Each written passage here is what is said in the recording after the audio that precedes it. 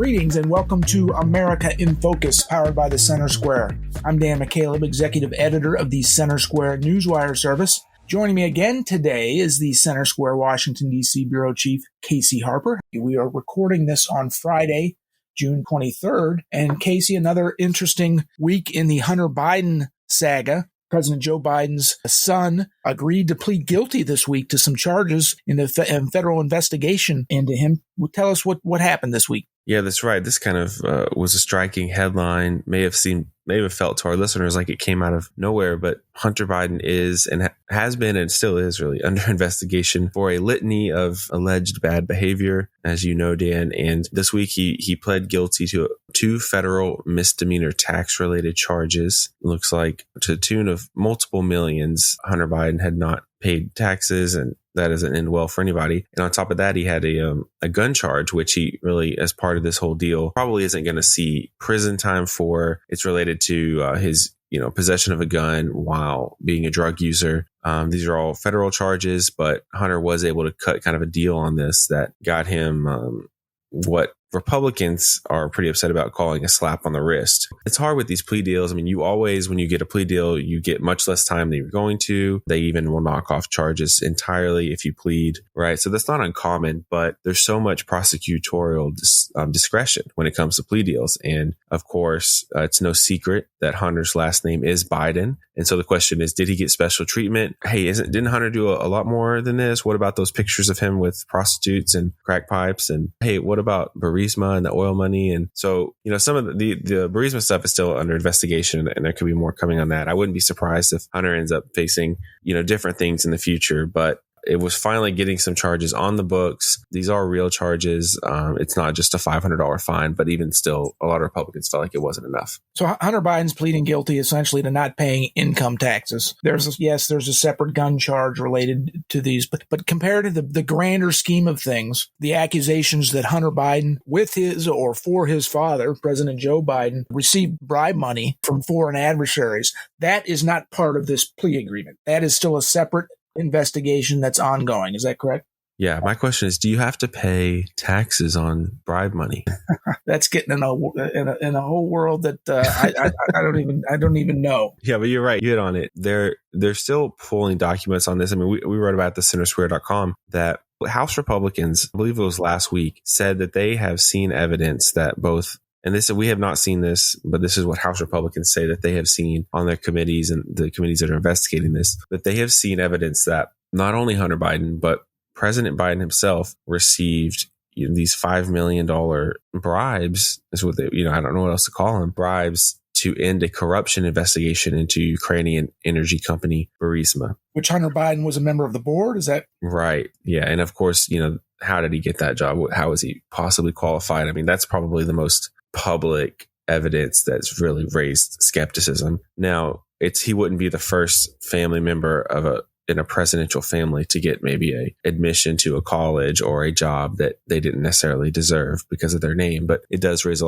lot of questions, and it has more financial interest tied to it. So that's still going on. Lawmakers, House Oversight still looking into that. It's kind of unclear to what degree and with what aggression, federal law enforcement could be looking into that, and even who would have jurisdiction on international bribes for the president's son. But I think if, House Oversight and as lawmakers are able to make public enough of the damning information that they sort of claim to have, then at the very least, it could be really difficult for President Biden politically, but then it may force the hand of some kind of investigation. And now if Trump gets back in office, which is entirely possible because he's polling top of the list in the Republican primary, and is he going to go after, former President Biden? Is he going to go after Hunter Biden in the same way that the DOJ is currently going after him right now? And it's important to say that President Biden has dismissed these bribery allegations. I think he called them malarkey at one point recently, but you bring up the presidential election with all these investigations into President Biden and his son. Of course, former President Trump has already been charged in the classified documents case, where federal authorities found a bunch of classified documents at his Mar-a-Lago home in Florida. And alleged that Trump refused to, at least initially refused to cooperate and turn over those classified documents. You've got these ongoing investigations into both frontrunners. As a sitting incumbent, let's face it, President Biden, unless he backs out himself for health reasons or whatever, he's going to be the Democratic nominee. Trump leads his opponents significantly by double digits.